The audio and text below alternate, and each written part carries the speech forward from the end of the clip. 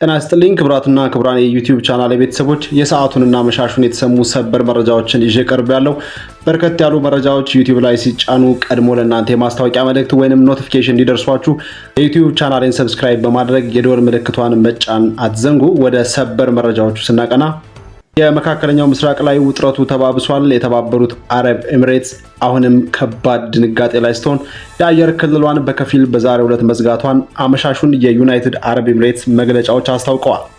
ውጥረቱን ተከትሎ አሜሪካም ኢራንም መግለጫ እየሰጡ ነው። ኢራን ወደ ሙሉ ጦርነት ለመግባት እየተንቀሳቀሰች እንዳለ የገለጸች ሲሆን በተለይም ደግሞ የኤሚሬትስዋን የፉጃራ ግዛት የወደብ አካባቢዎችንም የኢራን ናቸው ስትል ካርታ ላይ አካታለች። ይህንን በተመለከተም ኤሚሬትስ ከፍተኛ ድንጋጤ ውስጥ ገብታለች። መገናኛ ብዙሃንም ለምን ኤሚሬት ከሌላ ሀገር ጋር ተለይታ ተጠቃች፣ በዚህም ኤሚሬት ምን ሊገጥማት ይችላል የሚለው ጉዳይን በተመለከተ ሰፊ ትንታኔ እያወጡ ነው። ይህንን በተመለከተ በስፋት የምታደምጡት ዘገባ ይኖራል። በሌላ በኩል ደግሞ ክቡራን አድማጮች እንዲሁ ከጎረቤት ሀገር የሱዳን ጦር ከኢትዮጵያ ባህር ዳር ከተማ የተነሳ ሰው አልባ በራሪ አውሮፕላን ወይንም ድሮን የካርቱም አየር ማረፊያን አጥቅቷል ሲል ኢትዮጵያን በጥቃት አድራሽነት የከሰሰው የሱዳን መንግስት ድርጊቱን ያለ ምላሽ አላልፈውም ያጸፋ ምላሽ ሰጣለው ሲል በኢትዮጵያ ላይ የዛተ ሲሆን የኢትዮጵያ ውጭ ጉዳይ ሚኒስትርም ከሱዳን ለተሰነዘረው ዛቻ ጠንከር ያለ መግለጫ ሰጥቷል።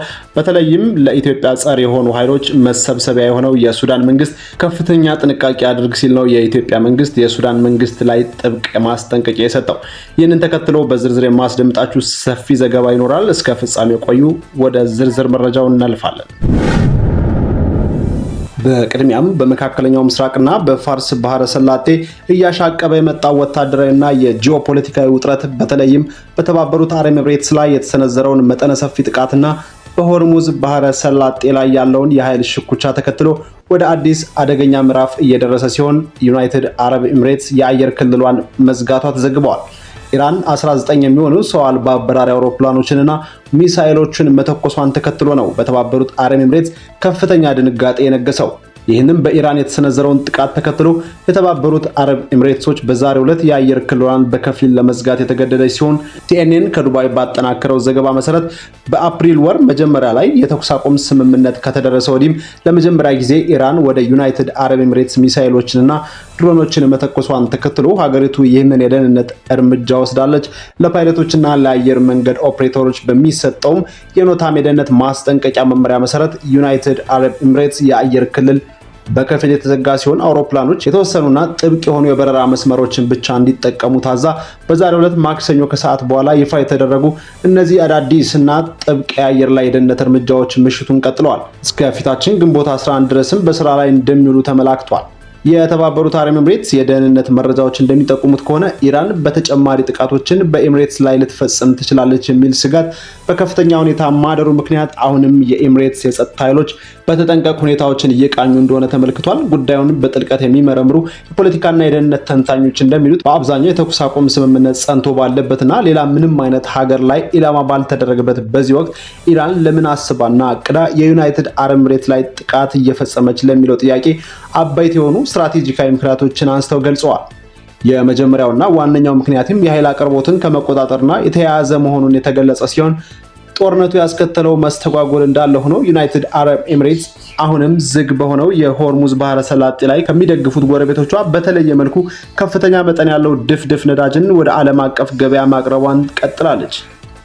ይህ የሆነበት ዋነኛ ምክንያት ደግሞ በኦማን ባህረ ሰላጤ ላይ የሚገኘው የፉጃሂራ የነዳጅ ማስተላለፊያ ቧንቧ መስመር ሆን ተብሎ የሆርሙዝ ባህረ ሰላጤን አልፎ ለመሄድ እንዲችል ተደርጎ የተገነባ በመሆኑ ነው። ሰኞ ዕለት ከሆርሙዝ ባህረ ሰላጤ አቅራቢያ ከሚገኝ የዩናይትድ አረብ ኤሚሬትስ ነዳጅ ጫኝ መርከብ ጋር ኢላማ የተደረገው የፉጅራ ወደብ ነው። ይህንን ጥቃት ተከትሎ የዓለም ነዳጅ ዋጋ በከፍተኛ ደረጃ አሻቅቧል። ከጥቃቱ ጥቂት ቀደም ብሎ የኢራን እስላማዊ አብዮታዊ ዘብ የባህር ኃይል የሆርሙዝ ባህረ ሰላጤ አዲስ የቁጥጥር ክልል የሚያሳይ ካርታ ያሳተመ ሲሆን በሚገርም ሁኔታ ይህንንም ካርታ ከውሃ መስመሩ ውጪ የሚገኘውን የዩናይትድ አረብ ኤሚሬትሱን የፎጅራ ግዛት የሚያካተተ ነበር። ይህንን የኢራን እርምጃ የተገጣጠመው አሜሪካ በባህረ ሰላጤው ላይ የነፃ አሰሳን ለመመለስ በሚል የጀመረችው የነጻነት ፕሮጀክት በሚል መርከቦችን እያጀቡ የሚያሳልፍ ሂደት ኢራን በሰፊው ቀጠና የኃይል ፍሰትን የማስተጓጎል ፍላጎትም ሆነ አቅም እንዳላት ለማሳየት የላከችው ጠንካራ ጥቃት መሆኑን ተንታኞች ገልጸዋል። ሁለተኛው ኢራን በትናንትናው ዕለት ወደ ተባበሩት አረብ ኤሚሬትስ የሰነዘረችው ከባድ ጥቃት ዓላማው ደግሞ በተለይም የዩናይትድ አረብ ኤሚሬትስ ከእስራኤል ጋር ያላትና እያደገ የመጣውን ግንኙነት አንዱ ምክንያት ነው። ይህ የጦርነት እስራኤልና ዩናይትድ አረብ ኤሚሬትስን ይበልጥ አቀራርቧቸዋል የተባለ ሲሆን ባለስልጣናት ይህ ግንኙነት ይበልጥ ይጠነክራል ብለው ቢጠብቁም የሲኤንኤን መረጃ ምንጮች እንዳረጋገጡት ደግሞ እስራኤል ታይቶ በማይታወቅ ሁኔታ የአይረን ዶ የተሰኘውን እጅግ ዘመናዊ የአየር መከላከያ ስርዓቷን ለዩናይትድ አረብ ኤሚሬትስ መስጠቷንም ይህንን ስርዓት በኤሚሬትስ የአየር ክልል ውስጥ የኢራን ተወርዋሪ መሳሪያዎችን ለማምከን ተጠቅማበታለች። በትናንትናው አልፎ ተርፎም የእስራኤል ወታደሮችም ወደ ተባበሩት አረብ ኤሚሬትስ መግባታቸው ተዘግቧል። ይህ የሚያሳየው ደግሞ ዩናይትድ አረብ ኤሚሬትስ በቀጠናው ከሚገኙ የአረብና ሙስሊም አጋሮቿ በከፍተኛ ሁኔታ ርቃ ከእስራኤል ጋር ከፍተኛና የጠበቀ ወዳጅነት መመስረቷና እነሱም ለኢራን ጥቃት ደካማ ምላሽ ሰጥተዋል በሚል ቅሬታ አዲስ ስትራቴጂካዊ የፖለቲካ አሰላለፍ የፈጠረች ነው የተባለውን ኢራንን በዩናይትድ አረብ ኤሚሬትስ ላይ ጥቃት ካደረሰች ከጥቂት ጊዜ በኋላ የኢራን መንግስት ልሳን የሆነው ታስሊም የዜና ወኪል አንድ የኢራን ወታደራዊ ምንጭን ጠቅሶ እንዳስነበበው አቡዳቢ የእስራኤል መጠቀሚያ አሻንጉሊት ሆናለች በሚል የገለጸ ሲሆን ከዚህም ፈጽሞ የማይረሱትን ከባድ ትምህርት ለተባበሩት አረብ ኤሚሬቶች እንሰጣቸዋለን ሲል የኢራን አብዮታዊ ዘብ ባወጣው መግለጫም አስታውቋል።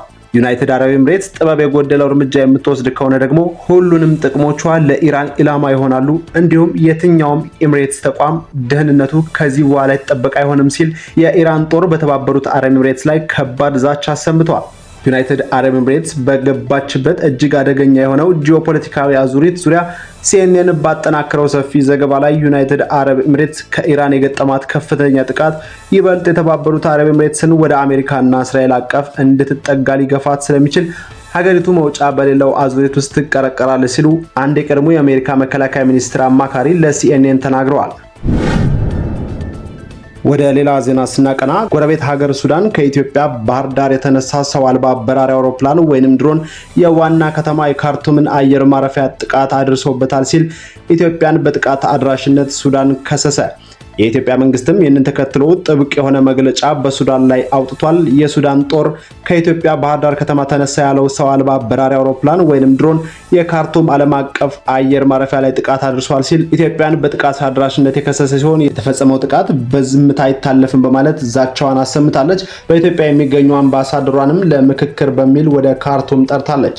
ጀነራል አብዲል ፈታህ አልቡርሃን የሚመራው የሱዳን ጦር ይህንን ክስ ያሰማው በተዘጋጀ ጋዜጣዊ መግለጫ ላይ ነው። መግለጫውንም የሰጡት የጦሩ ቃል አቀባይ እንዲሁም የውጭ ጉዳይ ዓለም አቀፍ ትብብር ሚኒስትር የሆኑት አምባሳደር ሙሂኤል ዲኒ ሳኒም የተባበሩት አረብ ኤሚሬቶችና ኢትዮጵያን ከጦሩ ጋር ለሚዋጋው የሱዳን ፈጥኖ ደራሽ ኃይል ድጋፍ እያደረጉ ነው የሚል ተደጋጋሚ ክስ ሲያሰሙ ኖረዋል። የጋራ መግለጫውን ያስነበቡት የጦር ቃል አቀባይ ካርቱም ዓለም አቀፍ አየር ማረፊያ ላይ በተፈጸመው ጥቃት የተባበሩት አረብ ኤሚሬትስና ኢትዮጵያ መሳተፋቸውን ማስረጃዎች አሉን በማለት ሲገልጹ የውጭ ጉዳይ ሚኒስትሩ አምባሳደር ሙሂኤል ዲኒ ሳሌም በበኩላቸው ጥቃቱ የተፈጸመው ከኢትዮጵያ የተነሳ ድሮን በመሆኑ ማስረጃ አለን ብለዋል።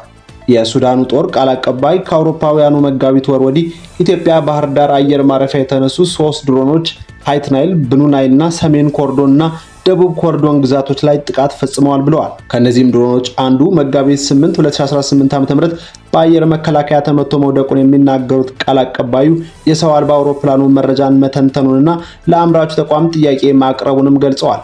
በሁለቱ መንገዶች አማካኝነት ድሮኑ የተባበሩት አረብ ኤሚሬትስ መሆኑንና በኢትዮጵያ ግዛት ውስጥ ከባህር ዳር አውሮፕላን ማረፊያ ተነስቶ ጥቅም ላይ እንደዋለም አረጋግጠናል ባይ ናቸው። በሌላ በኩል በጉዳዩ ላይ ስሙ የተነሳ የኢትዮጵያ መንግስት የሱዳን ጦር ያቀረበውን ውንጀላ ውድቅ በማድረግ ሱዳንን በጸረ ኢትዮጵያ ኃይሎች ማዕከልነት ከሷታል።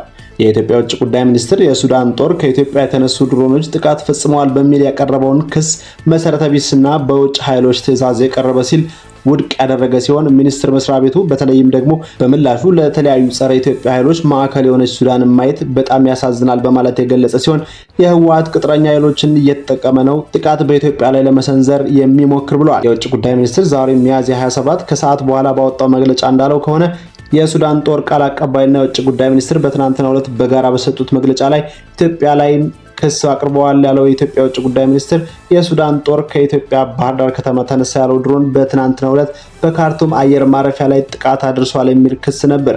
የኢትዮጵያ ውጭ ጉዳይ ሚኒስትር በመግለጫው በተለይም የሱዳን ክስ መሰረተ ቢስ ነው ሲል ውድቅ ያደረገ ሲሆን ይልቁንም ሁለቱ ሀገራት መካከል ላለው የወንድማማችነት ግንኙነት እውቅና ሲል የሱዳን ጦር የሚፈጽማቸውን ተደጋጋሚ ድርጊቶች በትዕግስት ማለፉን የኢትዮጵያ መንግስት ገልጿል። የኢትዮጵያ መንግስት በሱዳን እርስ በርስ ጦርነት ውስጥ ባሉ ጠብ ፈላጊ አካላት በኢትዮጵያ ግዛት አንድነትና ብሔራዊ ደህንነት ላይ የተፈጸመው ከባድ ጥሰቶችን ይፋ ከማድረግ መቆጠቡንና ሁሉንም በሰላማዊ መንገድ ለመጨረስ መሞከሩን ገልጸዋል። የኢትዮጵያ ውጭ ጉዳይ ሚኒስትር ተፈጽሟል በሚል የተጠቀሳቸው ጥሰቶችን በተመለከተም አንዱ ከህወሓት ኃይሎች ጋር በተገናኘ ሲሆን በግጭት ውስጥም የህወሓት ኃይሎችና ተዋጊዎች ጋር በስፋትም የመጠቃቀም ጉዳይ አለ ብሎታል። የሱዳን ጦር ኃይሎች ለእነዚህ የህወሓት ኃይሎች የገንዘብ ድጋፍ ያቀርባሉ ሲል ነው የከሰሰው። በዚህም አማካኝነት በኢትዮጵያ ምዕራባዊ ድንበር በኩል የሚደረጉትን ወረራ አመቻችቷል ሲልም ከሰዋል። ስለተከታተላችሁኝ እጅግ አድርጌ አመሰግናለሁ። አንደበት መረጃ በሌሎች መረጃዎች ትመለሳለች። ቻናሉን ሰብስክራይብ በማድረግ የደወል ምልክቷን መጫን አይርሱ። ሰላም ሁኑልን።